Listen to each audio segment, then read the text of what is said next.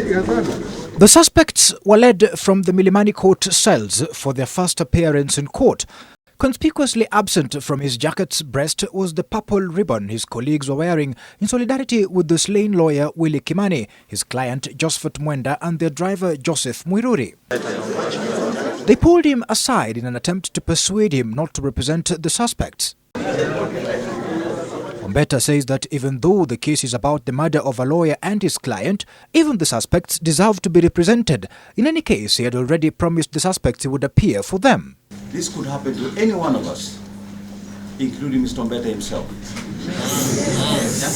It is a matter that all of us must stop and think. If it was Willy Kimani yesterday, is it Ben Sihanya today? And how do we respond to that? We are sending a clear message. Whether one represents another is a matter of good conscience. Thank you. I could not make this turnabout at this particular moment because I had made a point of speaking to the respondents and had agreed to be here in court. And it's not for the money. There is no money in this one. I must appreciate Mr. Ombeta, who is also a member of the society, for having the courage and the commitment to appear for the respondents before this court.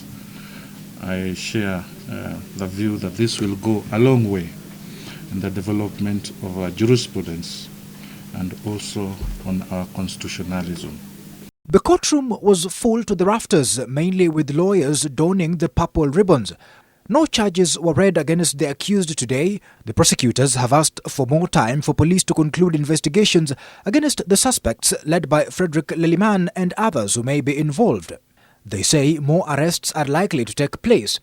They also need more time to record statements from witnesses, examine the autopsy report, and mine data from the communication gadgets of the suspects and the deceased and anyone who may have been in communication with them. Your Honor, this matter is complex, and there is need to have humble time to piece in together the evidence that will be gathered and make an informed decision. This court appreciates the national interest in this matter and the huge attendance of members of the legal fraternity further attests to this fact.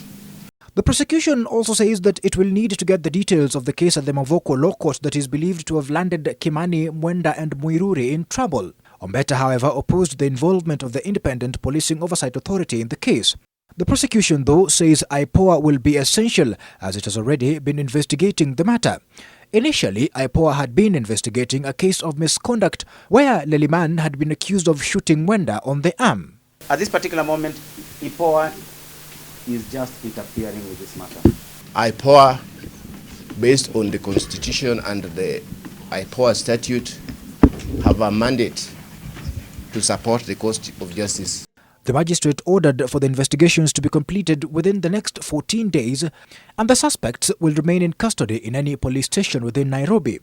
The matter is set for mention on the 18th of this month. The case has attracted a lot of interest from the legal fraternity, lawyers who say that it could have been them coming out of that courtroom having represented their client. Now they want proper investigations to be conducted and justice to be done. Andrew Ochieng, NTV.